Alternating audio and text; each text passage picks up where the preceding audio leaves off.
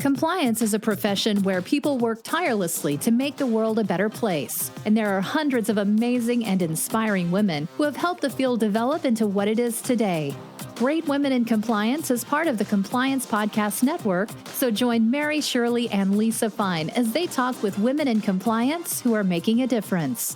This is Tom Fox. In this episode of Great Women in Compliance, we cross-post an episode that originally appeared on LRN's Principled podcast with Meredith Hunt and Mary Shirley. I know you'll enjoy this special episode.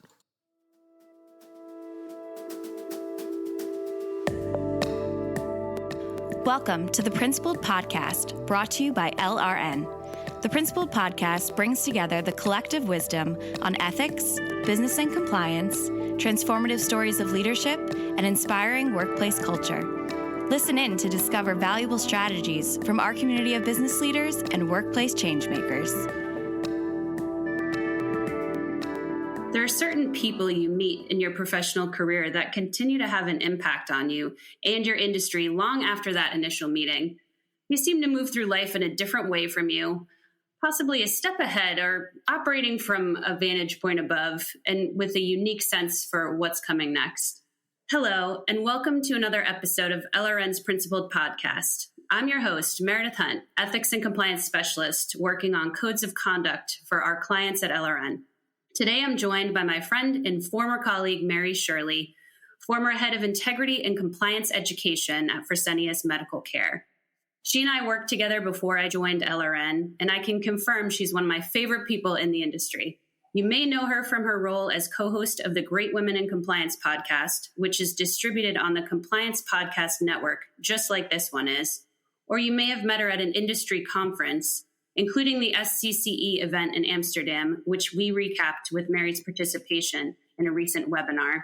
Or you may know her from her writing. She co-authored the book, Sending the Elevator Back Down, and has another on the way, which I will let her tell you about. Mary Shirley, thank you for joining me on the Principled Podcast. Thank you, Meredith.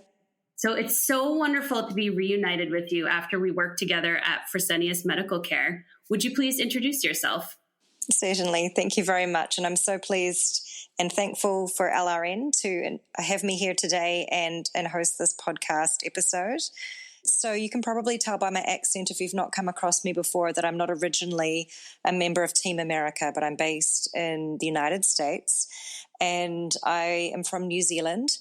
I studied law there and was an investigator in the areas of data privacy and antitrust before moving to Singapore, where I worked for an international telecommunications company, part of the Tata conglomerate, helping to maintain their Foreign Corrupt Practices Act compliance program. And that's where I got my first taste of the FCPA and really loved it. And for all intents and purposes, I consider myself to be an anti-corruption compliance expert, but have a lot of interest in the ethics and integrity side as well. And thanks to the podcast, also am a firm believer in feminist values and the equality of all in our workplaces and in society. Excellent. I think that's one of the reasons why we've been so drawn together from the beginning. So wonderful to hear that. So you do have a lot of changes going on right now. So I know you're finishing up at both Fresenius and with the Great Women in Compliance podcast.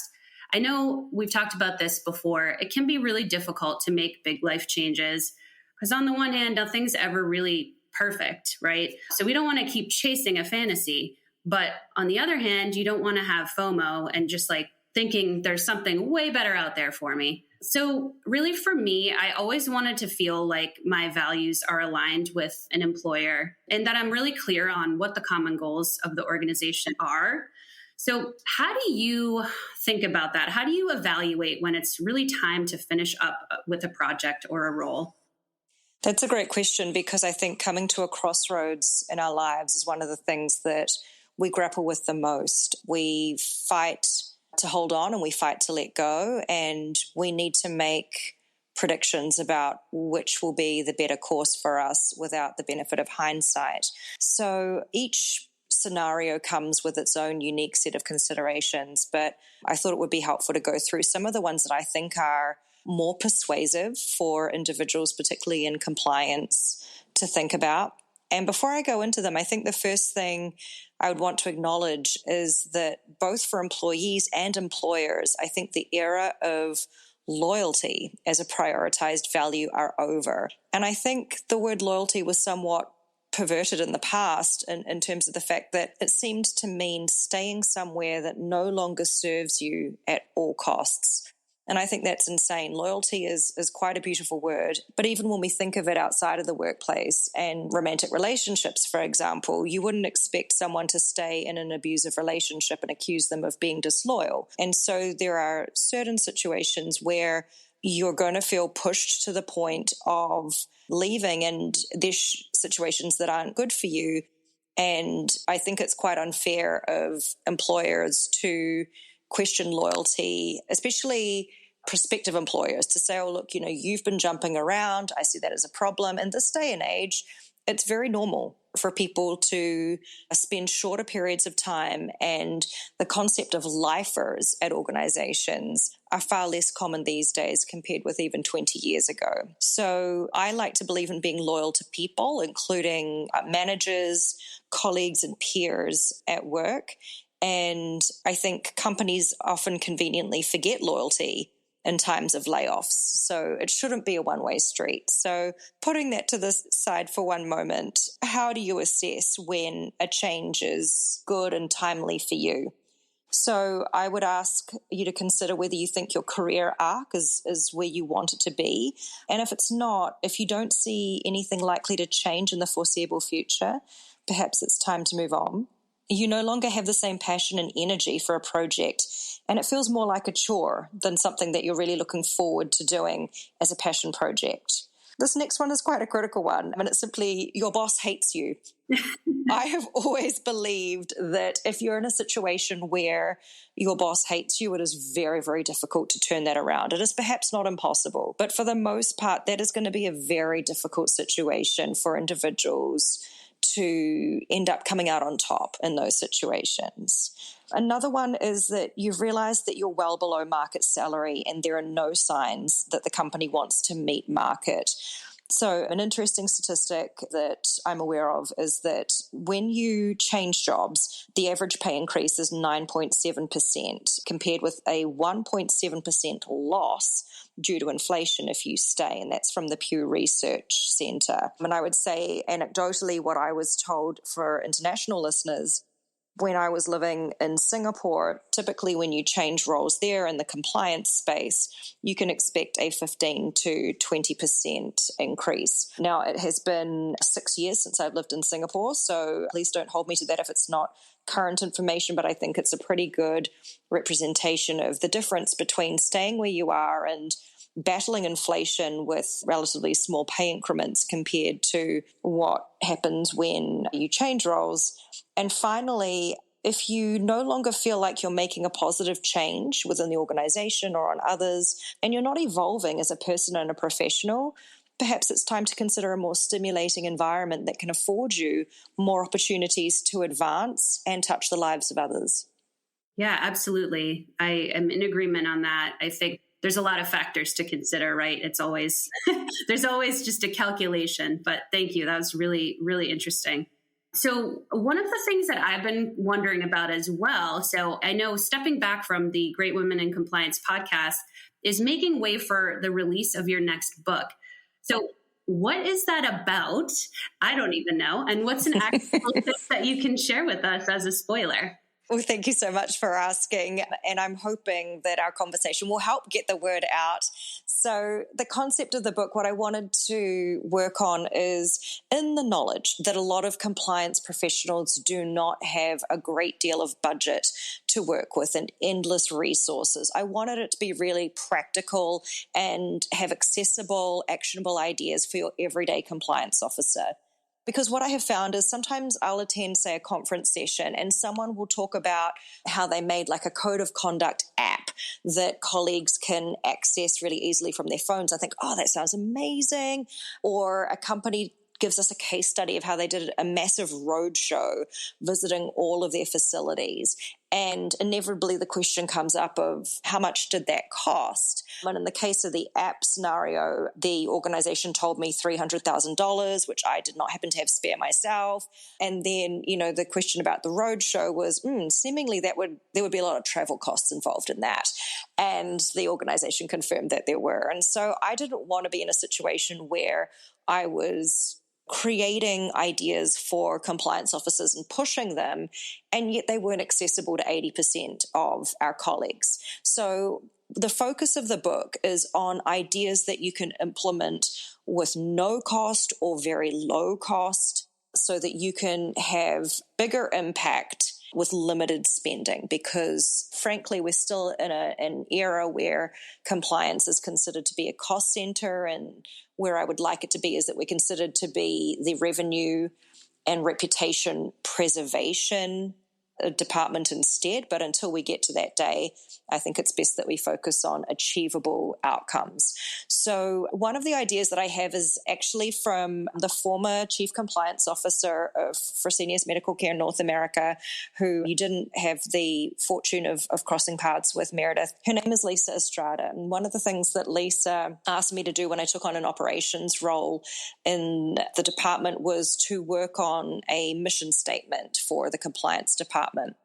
And at first blush, I sort of thought, oh gosh, that sounds easy. We're going to be able to, how long is a mission statement, right? Like it's going to be super simple to work on and create. And the reality is that it wasn't, because first of all, we had a targeted, like a small workforce that were working on the statement that was supposed to be representative for the entire department. So we needed to make sure that we consulted adequately with colleagues in the department and then went away as the working group to come up with something that reflected everybody's thoughts and values. And so we ran a series of exercises with the entire department asking people, what do you want? What words do you want to come to mind when people think of us? What color do you most associate with compliance? If there was an animal, what would you suggest would represent our department? Just to help start honing in on symbolism and our shared values and goals together. And because of what you introduced earlier, Meredith, in terms of what you're interested in, that you really like when there are shared values and known and common goals, I chose this tip to share. Because working on a mission statement is really helpful for bringing the department together as a whole to really align on what is it that we're doing and how does it contribute to the company's greater goals, and make sure that they're tied and that everybody's on the same page. And this type of exercise can be a really great team bonding activity. So running these types of exercises together to see what everybody thinks symbolizes compliance.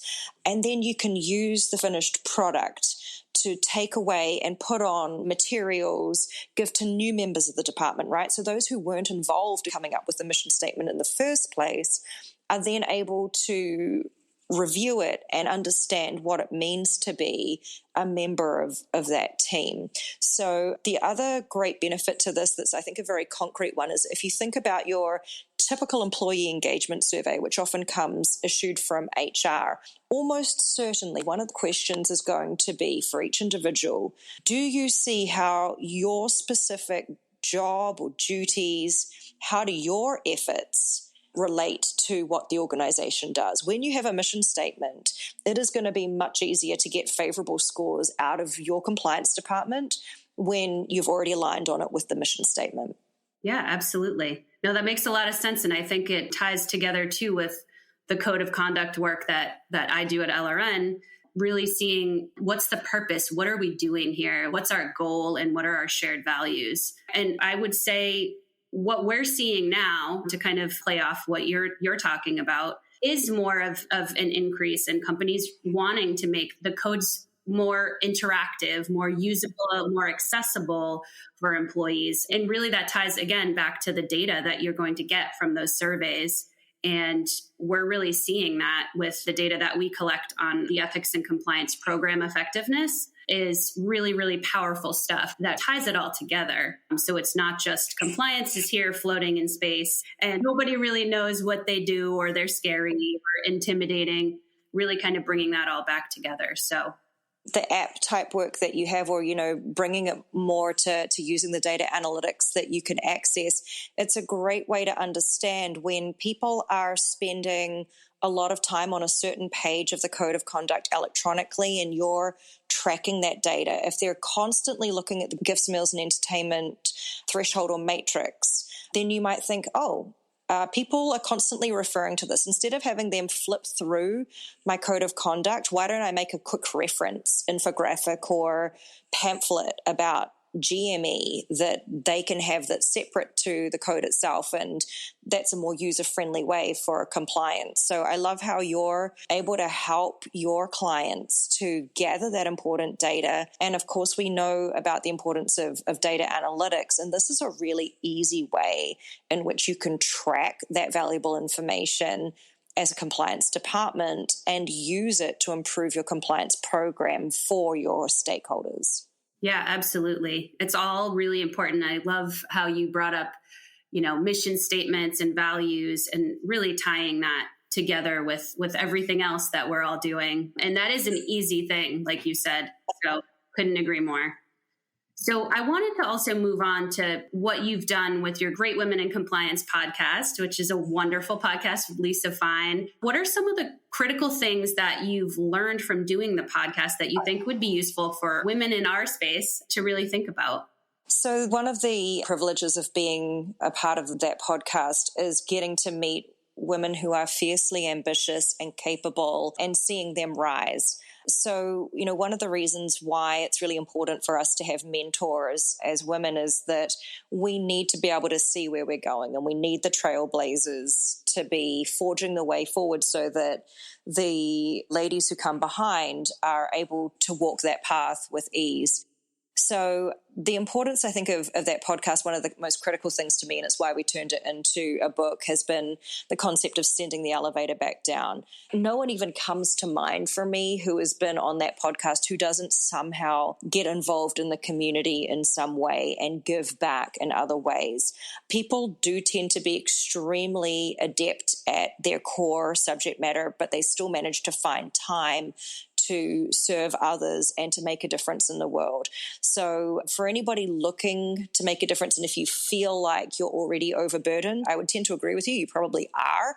So look for opportunities to serve that aren't necessarily an ongoing time commitment. If you don't have the ability to do that, a one-off opportunity, taking someone under your wing to mentor them, offering to help someone out if they're undergoing a challenge either at work or personally that you think you might be able to provide a support for. I think that's the greatest thing, is thinking about how we can be more than just what we do and be a more three-dimensional professional, how we can get involved in employee resource groups, for example. Those have really boomed, I think, during the pandemic, and they can be a great way to serve others and work on something different to your core job, as well as cross paths with others in the business that you wouldn't ordinarily come across. Yeah, absolutely. And I think it's interesting because a lot of smaller organizations don't actually even have ERGs yet. So it's a good opportunity to reach out, and I myself work remotely 100% of the time. So making that commitment to connecting with my colleagues with virtual conversations and coffee dates and things like that. So that's one way I like to kind of stay connected as well. So what is your favorite way, though, to send that elevator back down to others in compliance? I know you've talked about many ways that you like to do that and that others in the space are doing it. But what is your favorite way? My favorite way is to make a comment every time someone does a great job, if I can do that. So attending a conference, for example, you might assume that someone who is a fantastic and well-known keynote speaker, they don't need to be told that they're fantastic because they should already know. The thing is that every time you give someone that lift up and that affirmation that they did a great job, no matter how many other great jobs they've got behind them, that will lift their spirits that day. That will let them know that their latest piece of work was great, not just every other piece of work prior to that. So you need not be in a senior position to send the elevator back down to someone else.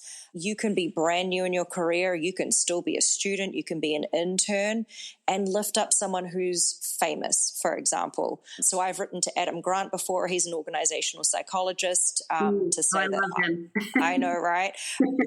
That he is awesome. So if you're attending a conference in person, for example, an easy tip that you can do is take a photo of the session and make a social media post and tag the speaker saying, wow, the session was fantastic, I learned XYZ, or send the photo to the speaker after the event so that they have something to show their family at the end of the trip, or so that they can do a social media post themselves. It's really hard to do a social media post as a speaker about your event if there's no photo of you. And it's really hard to get a photo of you unless you send a selfie whilst you're on the stage.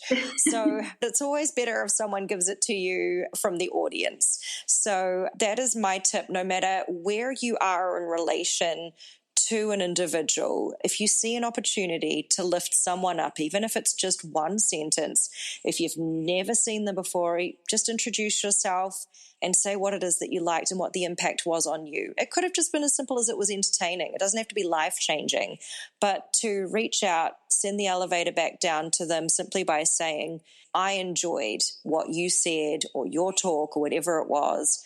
That's an easy way to send the elevator back down. At a public situation, in a meeting internally, someone might make a really great point that is agreed to in the meeting. And afterwards, you can say to the person as well, like, either in person or by email, I really loved that point that you made. It was so topical for, whatever it is that we've been thinking on. Just letting people know that they've been heard, that it's been appreciated, and that it's had an impact on you. Absolutely. I love that. I've been on the receiving end of that, and I hope that I've helped others by being on the other side of it as well. So thank you. So one other thing I was curious about, so I know there are a lot of people very resistant to going back to work in the official office in person. But despite that sort of trepidation from the employee side, companies are still trending toward that return to the office. But what I've seen too is, so even with people returning 100%, full-time to the office physically, there's still so many virtual meetings. So it's tough to get your head around being physically there in person, but still being on these virtual meetings with colleagues that are all over the world. So do you have any tips on how to sort of bridge that physical divide? Yeah, absolutely. So I think one of the things that really makes sense for teams is to run something that I call the maximizer exercise. It's included in my book, and I'd love to give you a sneak preview here on this LRN podcast. Awesome. So the maximizer exercise is focused on, if you think about those of you who have done the Gantt Strengths Finder, one of the strengths is maximizer. And maximizers are people who don't tend to dwell on weaknesses and fix those. Rather, they tend to identify their strengths and just enhance those to become superheroes with those particular strengths. So the maximizer exercise asks you to think about each of your team members in turn and write them a note with each of their greatest strengths and send them, because, a lot of the time we're self-aware about the things that we're good at and not good at, but there are often gaps because people are quite terrible about holistically being self-aware. So this allows you to get a multi-dimensional perspective of stakeholders that deal with you. And it's almost like a love letter to your colleagues because they're getting pumped up with all of these compliments about what you're absolutely best at. And this type of connection and bond with each other can be particularly powerful with team members that you may not even know if they even like you or not as a person. And suddenly you're hearing all these things that they admire about you. So this exercise can be run as a bonding activity to help strengthen those bonds that are harder to create when we're virtual and not based in the same office. It can also be used as an activity at your compliance summit, for example, and you can actually do it in person so that when you leave the summit, you go away with those glowing feelings of positivity about each other. Oh, I love that because as much as I like a virtual happy hour, that seems a lot more impactful. So I could talk to you all day. I already feel way more inspired than I did at the beginning of this conversation. But thank you so much. We are out of time for today. So thank you a million times. Thank you for joining me today. I really can't wait to see what you do next, Mary. Thank you, Meredith. You did an amazing job hosting the podcast today. I know that you've prepared beautifully for it, and it's going to sound great when this goes live. So nice work. Thank you. So again, this is Meredith Hunt speaking, and I want to thank you all for listening to the Principled Podcast by LRN. We hope you enjoyed this episode. The Principled Podcast is brought to you by LRN. At LRN, our mission is to inspire principled performance in global organizations by helping them foster winning, ethical cultures rooted in sustainable values. Please visit us at LRN.com to learn more. And if you enjoyed this episode, subscribe to our podcast on Apple Podcasts, Stitcher, Google Podcasts, or wherever you listen. And don't forget to leave us a review. Thanks for joining us for this episode of Great Women in Compliance. We hope you'll join us in honoring the great women in the compliance field by subscribing to this podcast and leaving a review.